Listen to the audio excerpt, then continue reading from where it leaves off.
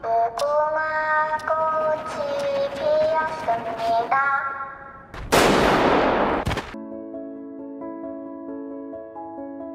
오늘은 세계적으로 화제거리였던 넷플릭스 시리즈 오징어 게임으로 리제이 부동산 인문학을 시작해 보겠습니다.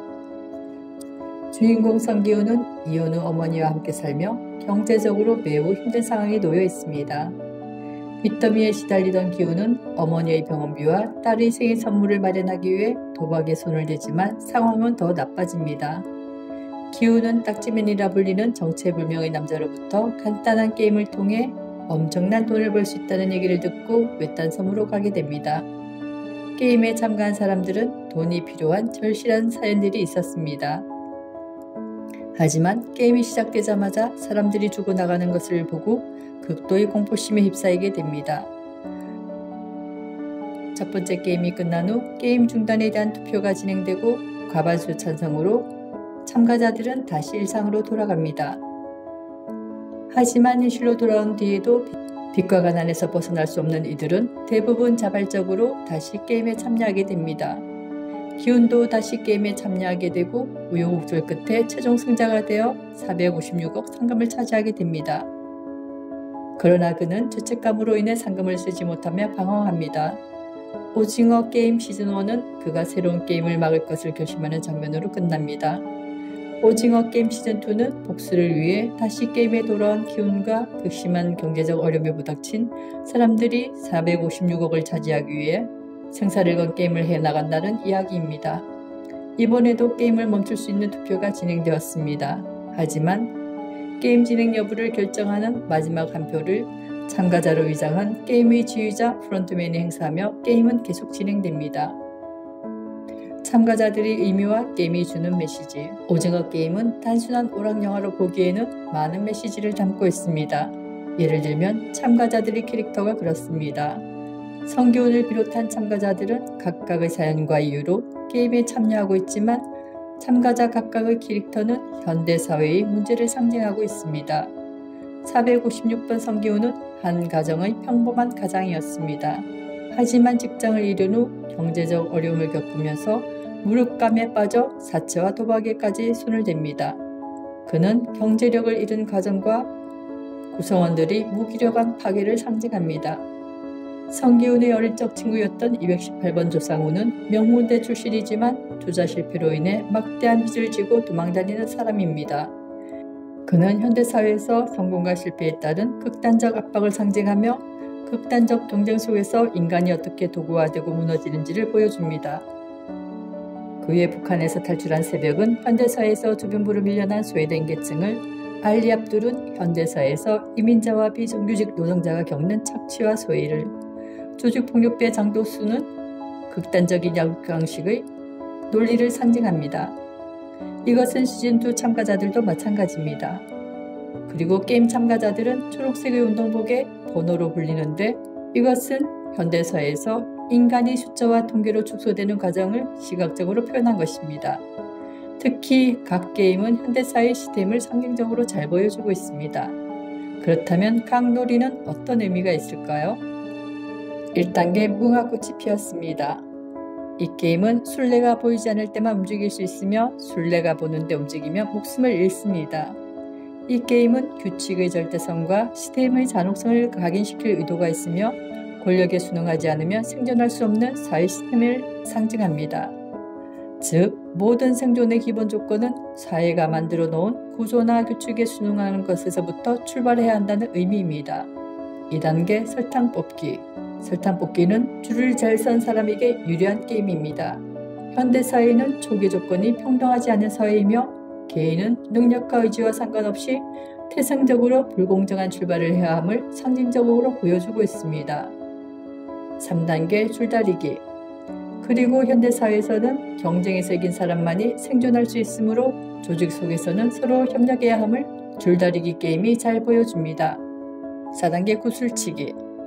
원하든 원하지 않든 경쟁에서 살아남기 위해서는 선택의 순간이 있으며 이때 사람들은 신뢰와 배신 사이에서 도덕적 딜레마를 겪을 수 있음을 상징적으로 보여줍니다.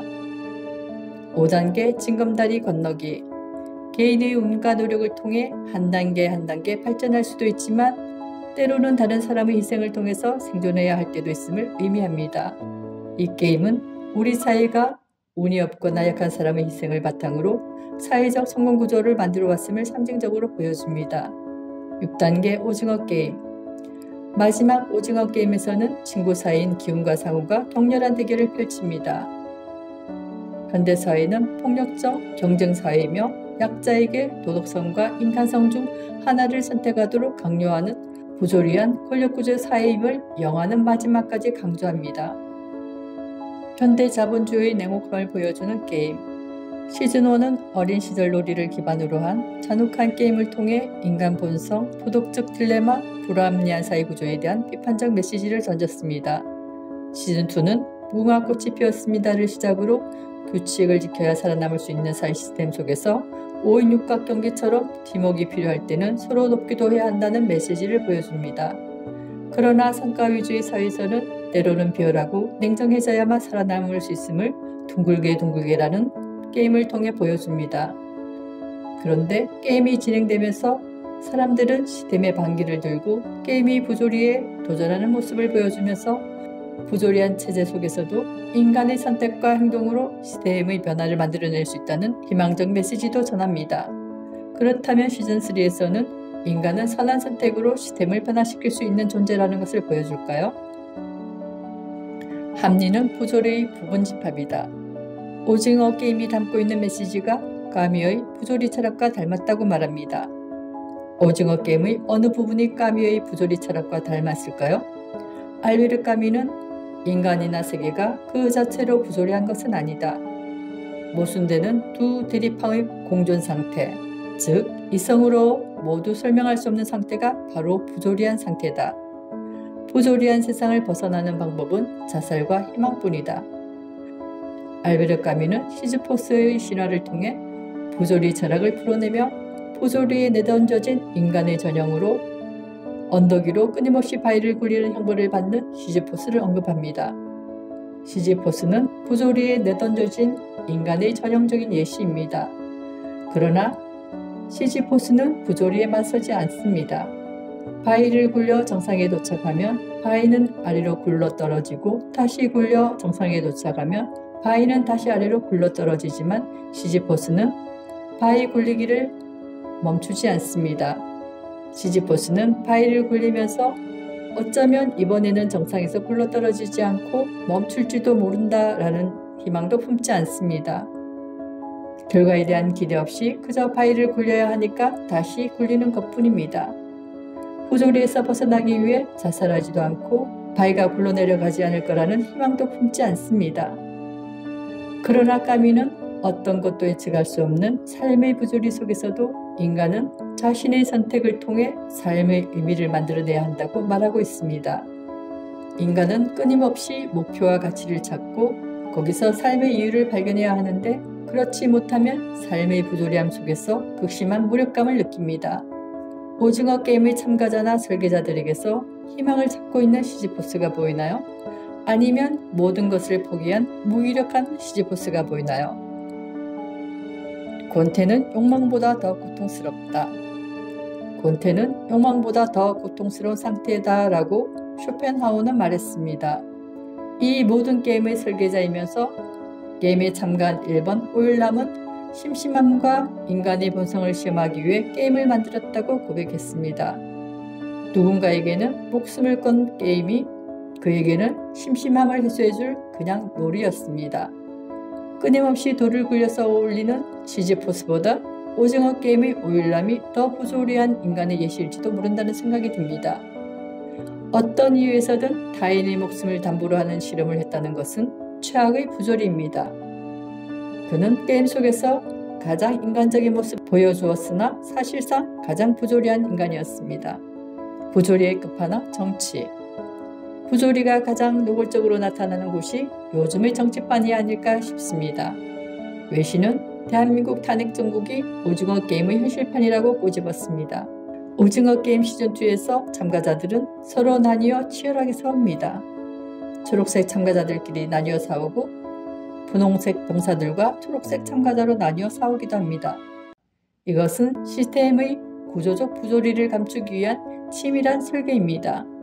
한파 속에서 밤을 새고 자기 몸에 불을 붙이고 법원을 파손시키는 모습을 보면서 제3자는 오징어 게임을 연상시켰을 법합니다. 그래도 게임을 계속하시겠습니까? 게임의 설계자들은 피가 낭자한 게임판에는 모습을 드러내지 않습니다. 그들은 참가자들처럼 OX로 나뉘지도 않습니다. 사자, 여우, 곰 같은 여러 형태의 가면 뒤에 숨어서 언제든 자신들이 필요할 때 게임을 시작하고 끝내야 할 필요가 생기면 바로 끝낼 것입니다. 프론트맨의 한 표가 게임을 진행하게 했지만 참가자들은 언제든 게임을 멈출 수 있었습니다. 이제 양극화된 시민들이 치열하게 싸우는 모습을 포식자들에게 보여주어서는 안 됩니다. 살기 어려워 부조리한 선택에 내몰린 사람들을 이용해 그들은 더 잔인한 게임을 설계할 것이기 때문입니다. 오징어 게임과 부동산 시장. 이제 오징어 게임의 숨겨진 메시지를 통해 부동산 이야기를 해보겠습니다. 사람들은 부자들이 그렇게 돈을 많이 가질 수 있었던 이유는 힘없는 사람들의 노동력을 착취하는 비도덕적 냉정함을 가져서라고 말합니다. 그렇다면 가난한 사람들은 부자들과 다른 성향을 가져서 가난한 것일까요? 오징어 게임은 가난한 사람들이 가지는 욕망도 부자들의 욕망과 다르지 않음을 보여주고 있습니다. 여러분은 이런 생각을 해본 적 있나요? 부산에 사는 영희도 아파트 하나, 서울에 사는 철수도 아파트 하나입니다. 그런데 부산에서 태어나 열심히 직장 생활하고 집 하나를 장만한 영희는 노후가 불안합니다. 60세 정도의 일을 그만두고 나면 집 하나로 죽을 때까지 버텨야 합니다. 서울에 집을 하나 가지고 있는 철수도 영희처럼 불안합니다. 그러나 영희 측면에서 보면 같은 집 하나인데 돈으로 따지면 3배, 4배 차이가 나는 것은 매우 불합리하다고 생각할 수 있습니다. 불평등한 공정성의 허구. 게임은 규칙적으로 운영되며 모든 참가자에게 공정하게 기회가 주어진다는 점을 강조합니다. 설탕 뽑기나 징검다리 게임처럼 모양, 순서 같은 운이 따르는 선택이 생사를 좌우하기도 합니다. 하지만 실제로는 재력, 배경 정보 같은 참가자들의 조기 조건에 따라 생존 가능성이 달라지는 경우가 더 많습니다. 부산에 태어난 것도 서울에 태어난 것도 선택할 수 있는 문제가 아닙니다. 젊은 사람들이 서울로 몰려드는 것은 주어진 운에 대한 저항입니다. 그리고 경쟁력을 가져야만 살아남을 수 있을 거라는 두려움은 서울에 있는 대학과 직장으로 더욱 몰리게 하고 집이란 도구는 욕망의 목표가 되어 더욱 집값을 끌어올리고 있습니다. 인간과 시스템에 대한 신뢰가 무너진 세상에서는 약자의 기회를 빼앗아야 내가 더 잘 살 수 있다는 생각이 확산되고 이러한 생각은 전세 사기 같은 심각한 사회 문제로 나타나고 있습니다. 지금 힘들어하는 우리에게 인정하기 싫지만 모든 사람의 출발선이 똑같지 않습니다. 최선을 다하는 사람이 성공할 확률보다 처음부터 많은 것을 가지고 출발하는 사람이 성공할 확률이 높습니다. 많은 것을 가진 사람들도 최선을 다합니다. 세상이 참 부조리하다는 생각이 많이 드나요? 이성으로 다 이해되지 않은 것이 부조리입니다. 이제 우리를 둘러싸고 있는 세상의 모성과 부조리를 자각해야 합니다. 아프니까 청춘이다 이런 말로 희망 고문하지도 말고 부조리를 끝내기 위해 부적합한 방법을 사용하지도 맙시다. 알베르 까뮈는 시지포스 신화에서 부조리에 반항하는 진정한 방법은 긍정과 행복이다 라고 말합니다. 시지포스가 멈추지 않고 돌을 굴릴 수 있는 것은 자기 삶에 대한 긍정 때문일까요? 부조리한 세상인 것은 알겠는데 부조리를 끝내는 방법에 대해서는 알려줄 수가 없어서 진심 미안합니다. 저도 아직 찾는 중입니다. 그래서 더욱 진심으로 응원하겠습니다. 저만의 방법으로 말입니다.